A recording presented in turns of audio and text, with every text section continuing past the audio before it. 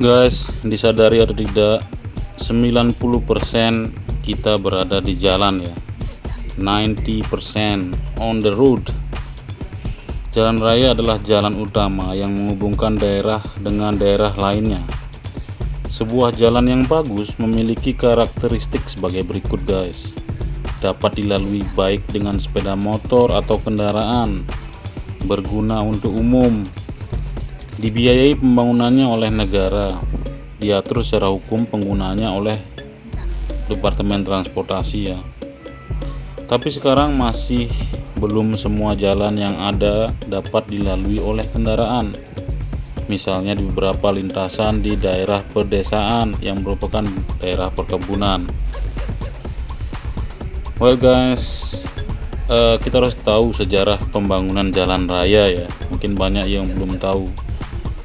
Jalan raya mulai dikembangkan sejak manusia membutuhkan area akses untuk berjalan dan lebih jauh lagi setelah mereka menemukan kendaraan roda yang ditarik oleh kuda. Tidak jelas sumber mengatakan bahwa peradaban sebelumnya yang membangun jalan raya. Namun, hampir semua peradaban tidak terlepas dari keberadaan jalan raya. Salah satu sumber mengatakan bahwa jalan muncul di abad 3000 sebelum Masehi ya. Jalan masih sangat sederhana seperti keadaan jalan yang sesuai dengan kendaraan roda yang ditarik oleh kuda. Diduga pada saat itu terletak di antara pegunungan Kaukasus dan Teluk Persia.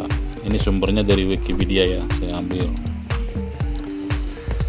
Well guys, jalan raya dapat meningkatkan kegiatan ekonomi dengan menyediakan cara cepat dan mudah bagi orang untuk pergi atau mengirim barang ke tujuan.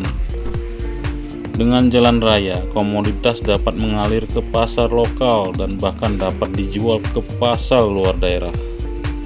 Selain itu, lalu lintas jalan raya juga mengembangkan ekonomi di sepanjang lintasan tersebut. Misalnya di trek pertengahan dari jalan raya utama yang menghubungkan pelabuhan besar, penduduk setempat dapat menjual makanan untuk sopir truk yang sering lewat di situ. Itu sangat sederhana contohnya ya. Salah satu contoh yang baik untuk lalu lintas ekonomi dapat dilihat pada salah satu contoh di sepanjang jalan. Bisa kita lihat. Tentu saja di sepanjang jalan telah menjadi tempat peristirahatan bagi bus jarak jauh karena fasilitas istirahat banyak tersedia di sana. Sebuah perjalanan yang panjang dan penumpang bus akan menghabiskan uang untuk restoran dan layanan toilet. Itu juga salah satu contoh lainnya ya. Lalu lintas membuat pertumbuhan ekonomi seperti halnya di atas sebenarnya tidak hanya tergantung pada lokasi dan fasilitas jalan yang tersedia. Yang lebih penting dilakukan oleh orang-orang yang berusaha di sepanjang jalan adalah menjaga hubungan baik dengan para supir bus. Untuk menarik supir bus lebih untuk datang ke sebuah restoran dengan penumpangnya. Pemilik restoran berusaha menarik hati supir bus dengan menyediakan makanan gratis dan rokok kepada mereka. Tapi cara terbaik adalah sebuah tempat makan menghubungi perusahaan bus langsung untuk menjadikan tempat makan tersebut sebagai tempat peristirahatan permanen.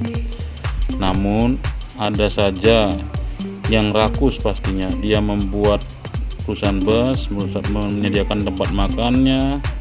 Semuanya di sepanjang jalan itu dia saja yang menguasai. Well guys, kita berdiri di tengah jalan. Saya bangga pembangunan sudah masuk ke desa-desa ya. Saya Ketua Rudi, Foto Story Channel.